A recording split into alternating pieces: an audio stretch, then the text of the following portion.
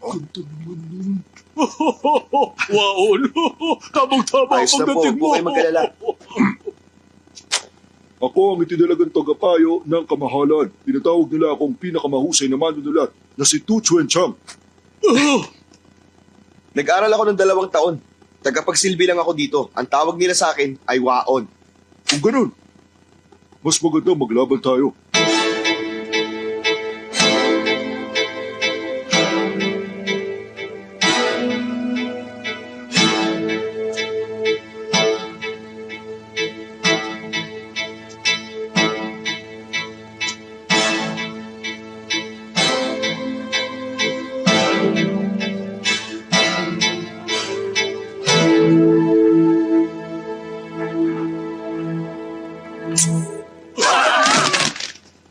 Pasensya na.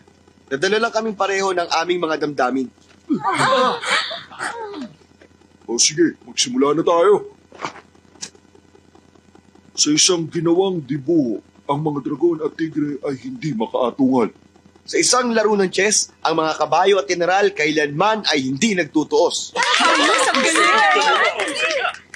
Bigkasin ang mga letra ng A at B, C at D. Isama mo na ang mga letrang E, F, G at H. Mag-isip ka ba ng iba? Bilis! May isang lokong na nakatayo sa aking harapan ngayon. May isang bastardong nakaharang din umupo sa aking tabi. Isa akong bayani sa gitna ng digmaan. At isa karingduwag sa gitna ng higaan. Hindi ako magpapatalo sa isang katulad mo. Tayo ay magtanim ng puno. Para sa nakalibing mong ninuno. Lola ko ang naganda ng apunan. Lolo ko naman ang umubos. Wow, sige na. Bumalik ka na sa iyong ginagawa. Opo, kamahalan. Kamahalan, ipagpaumanhin ninyo ang aming lingkod.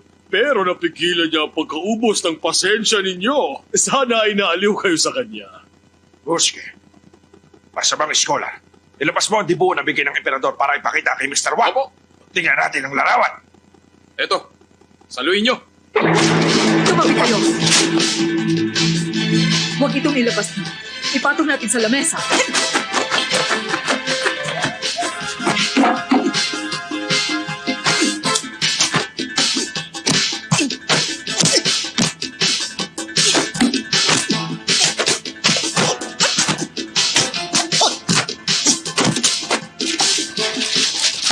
Mamahaling obra ito. Kailangan mo ingatan.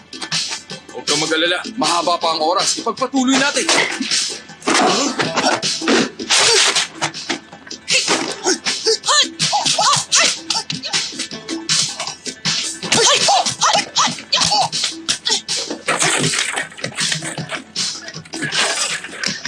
Kasi panganagari si Madami, sipikin natin sila.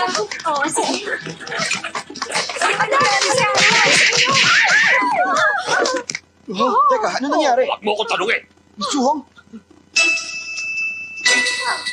beses ako nasunto. Ah! Ang pangit mo! Nasuntok ako ng 8 beses. Mas pangit na sila kesa sa akin sa wakas! Miss Chuhong, ano nangyari sa'yo? 30 beses ako natamaan. Multo! Hayo!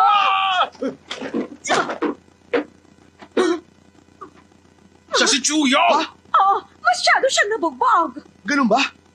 Teka, tinamaan ba siya ng... Oh, tinamaan siya ng faceless king. Grabe, akong nakasipa sa kanya. Hindi ako dapat nagulat. Miss Chuhong!